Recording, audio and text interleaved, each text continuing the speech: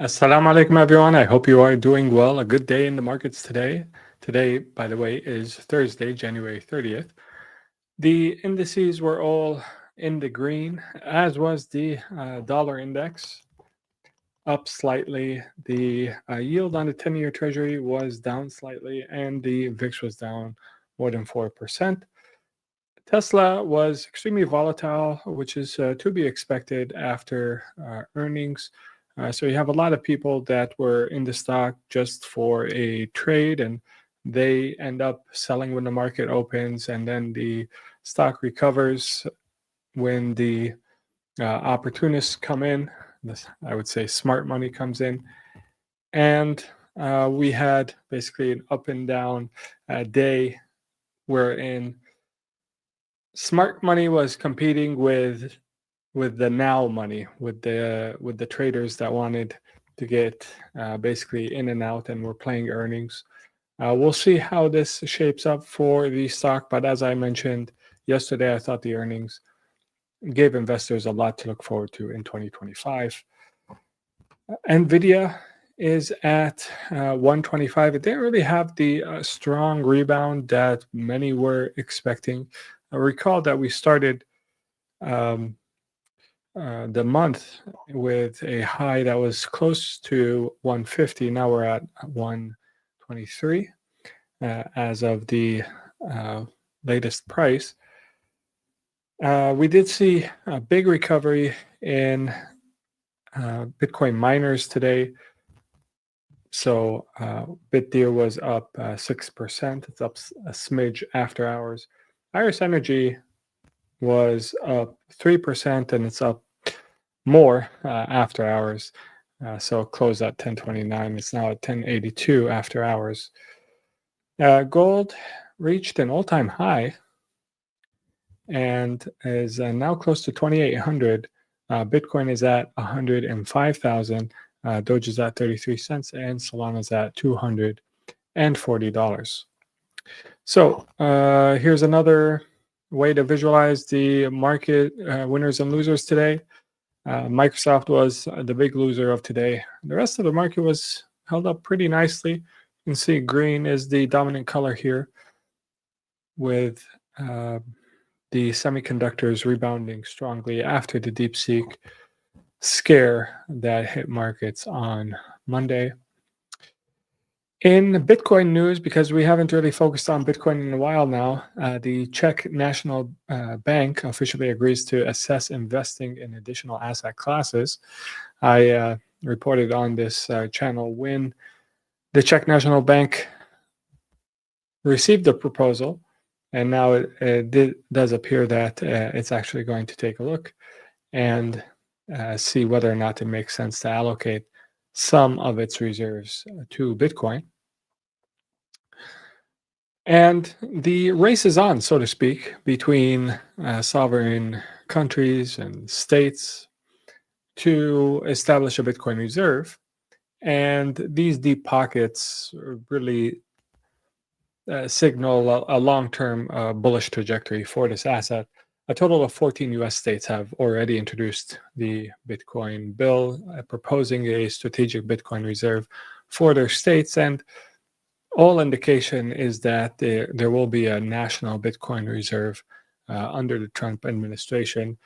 Perhaps he hasn't, explicitly said, we will establish a Bitcoin reserve in order to give the U.S. government some time to buy Bitcoin before the announcement, so that they can, buy the asset at lower prices. Doesn't make sense to say, hey, we're going to establish a Bitcoin reserve, have traders, investors run up the price, and then try to buy the tokens.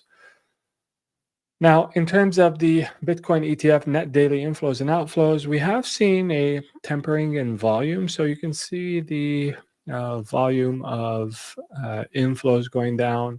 The volume of outflows is definitely less than the inflows, but that too has been subsiding somewhat, and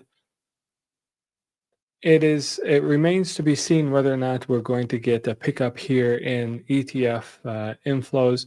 I personally think that a more sort of a strategic catalyst, such as a sovereign state adding Bitcoin to its balance sheet, is needed to sort of reignite excitement around the asset, or something with regards to interest rates, and perhaps more confidence on the inflation front, will reignite the ETF inflows, as we saw in various points in various periods in 2024. If we're looking at the technicals here for Bitcoin, it does appear very fairly valued if you look at something called the pi cycle top indicator. And this basically looks at the moving average, the 111-day simple moving average, and 2 times the 350-day moving average. And this has been a good, so the 111-day moving average is in turquoise. The 350-day, 2 times 350-day moving average is in the hot pink. And typically the pinkish line is where it has been a decent indicator of a local top, and the turquoise line has been a good indicator of a local bottom. And right now, what we're seeing is that the turquoise line is around 88,000. The pink line is around 142,000. We're at 104,000. So we're nestled in between what the model predicts are the upper and lower bounds, roughly. But there's more upside. We're about 40,000 away from the top and only 10,000 away from the bottom. So that should give you a good idea of where we are price-wise for Bitcoin. As it relates to, there's another Bitcoin. Yeah. So it does look like China is allowing ownership of Bitcoin and crypto. And so this will be very bullish for crypto in general. Obviously, one of the key differentiators for Bitcoin and for crypto generally is that it is a global asset. Anywhere in the world you can buy it. And so, there's a lot of purchasing power in China. So this should be really good for the token. In other news, final news that's kind of Bitcoin adjacent, Grayscale launches the Bitcoin miners ETF. And I noticed that in their top 10 holdings, they didn't have Bitdeer, which is why I keep saying I do think that Bitdeer is undervalued compared to, because it is based in Singapore, compared to some of the other Bitcoin miners that are based in Western nations, basically. And, one of the top 10 holdings was Iris Energy. I do think that this ETF is kind of late. We're in, I think, the second half of the bull period in this cycle. But Grayscale, nevertheless, did launch its miners ETF. So people want exposure to Bitcoin miners in their portfolios. They can do so through this ETF. Although, knowing Grayscale, they're probably going to charge an arm and a leg for it. And also, I'm not really sure how much better that would be. It will be versus just holding Bitcoin itself and not incurring the management fee. So I'm not really a big fan of this product. There has been a game changer here with regards to sorry, switching gears. There has been a game changer with regards to Apple adding Starlink to iPhones in iOS 18.3. So Apple just opened iPhone doors to Starlink's satellite network, giving users an alternative to their Globalstar service for off-grid communication, which no one really used. The key difference, no more pointing your phone at the sky. Starlink works right from your pocket. So I think this is actually a big feature enhancement for Apple phones. And perhaps that's part of the reason why it's up. Obviously, it's also up because of their earnings being strong. Very interesting that it appears, now I'm not super technical, but it appears that this is the entire code, what you see on the screen right now, This is the entire code needed to produce the R1 or the DeepSeek model. Hundreds, and this compared to the hundreds of billions of dollars that were spent by some of its competitors. So, yeah, just goes to show, it pays to be technical and to understand, the details of the themes that you're investing in. All right, so with that, let's go to questions. Assalamu alaikum. Himidir, cool, nice to see you. An early Juma Mubarak for you, depending on your time zone. Salam Rashad, nice to see you. Salam Hussam. Yeah, that's interesting. So, global liquidity is always hard to gauge. You ask different people, you get different answers. There isn't sort of one standard that people look at to gauge global liquidity. But it does seem like the general direction is upwards globally, and it does seem like the forecast, at least for the I would say next 2 quarters, is that trend is to continue. So that should be good for risk assets. Thoughts on the earnings report for Microsoft and Meta? I honestly think that Microsoft is probably overvalued at this point. I really wasn't impressed with what they had to say. It does seem like their understanding of AI is quite limited, and I do see that there will be sort of a fallout between Microsoft and OpenAI. As it relates to Meta, I think that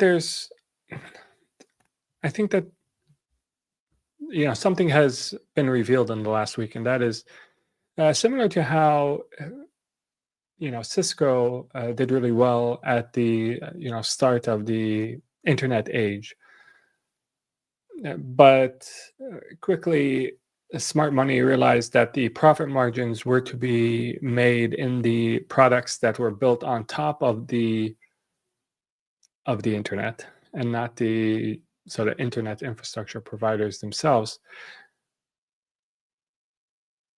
Cisco stock ended up performing, not as good compared to a lot of the software that was built on the internet infrastructure. And so similarly, I think, Microsoft and Meta, their initial approach to AI was to build out a lot of infrastructure for themselves.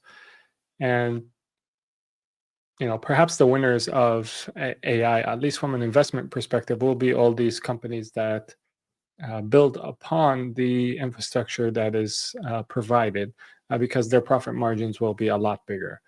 And so both Microsoft and Meta, from an investment perspective, they don't seem like they're going in that direction, and in the direction of really focusing on building, what you can do with AI inference.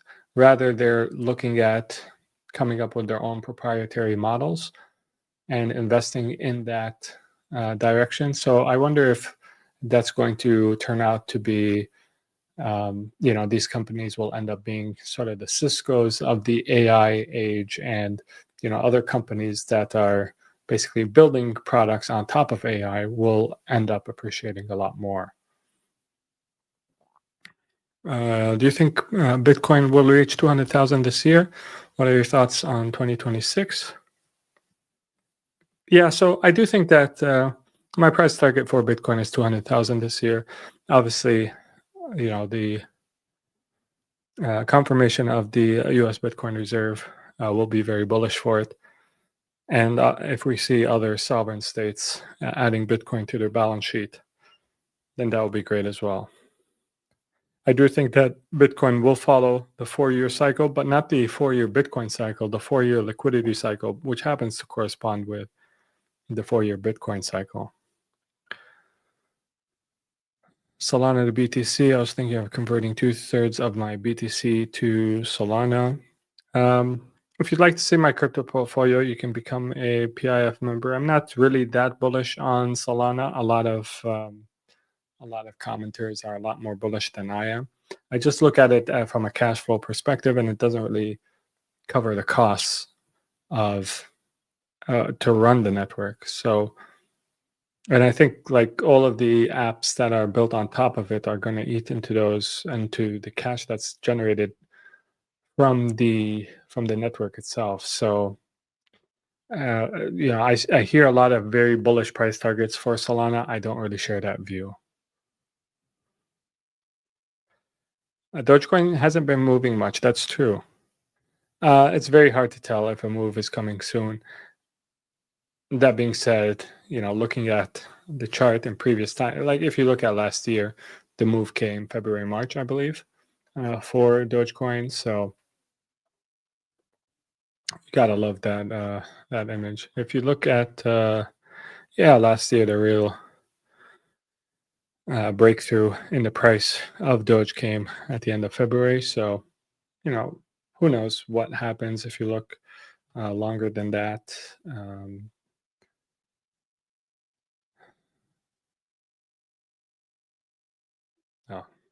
I was going to show you guys 2021. So in 2021, it was around that time where we got a breakout in Dogecoin's price as well. So who knows if history repeats.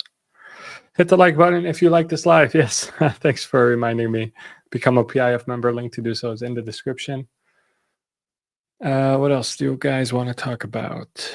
What could be a catalyst? Well, I think the ETF was for Dogecoin was sort of completely, missed by the market, but I think it's actually a big deal. So maybe approval of the ETF is what the market wants to see, because I do think a lot of people are, especially people who hold Bitcoin in their brokerages, are going to look at Bitcoin's market cap. It's above 2 trillion. And say, hey, I'm not sure, if this is going to double. We need another 2 trillion in market cap. But with Dogecoin, which has the same code as Bitcoin, Dogecoin is at a much smaller market cap. Maybe there's more upside there.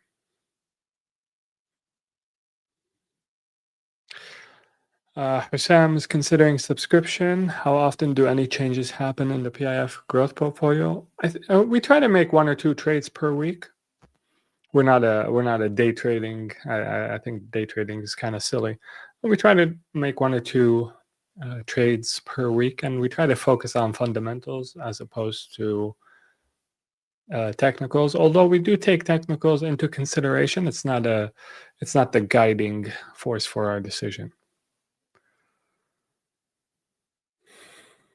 Won't the Bitcoin National Reserve be bad news for altcoins? People will rush to buy Bitcoin. So typically there's seasons in crypto.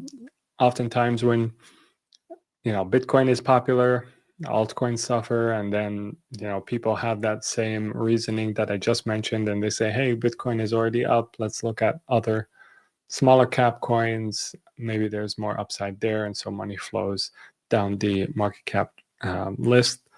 So that's typically how it works. I think Rocket Labs has a lot of military engagements, so it's kind of why I stayed away.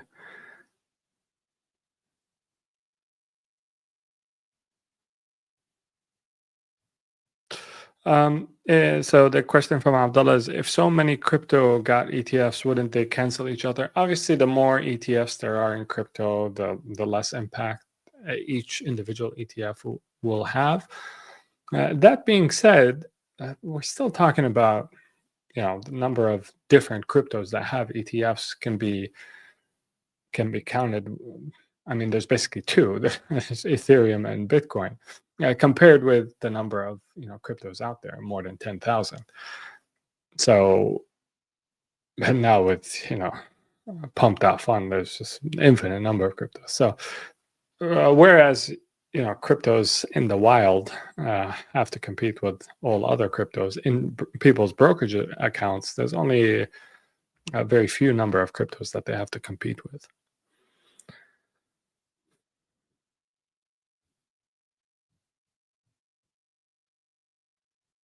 Hussam, we invest when we see an opportunity. Really, it's based on what the market gives us. This week we added 2 new names but that's not typical. But sometimes we'll add 2 or 3 names in a week. Sometimes a month will go by and we won't add a new name. I don't think there's any sort of bearing on the halal question whether a stock is a penny stock or not, in terms of whether it's halal or not. So penny stock just refers to the size of it, and there are some other things that go along with it, but fundamentally we're talking about the size of the company and the price that it's trading at, and therefore that doesn't really have any bearing on Sharia compliance. Khalid says, best decision subscribing to PIF. Well, thank you so much, Khalid. That earns you a spot on our screen there. So Jazakallah khair for sharing that. Thank you all. Yeah, no problem, Hussam. Anytime. And leave a like if you like this live. Become a PIF member if you aren't already. Until next time, make sure to take care of yourself. Assalamu alaikum and peace be upon you all.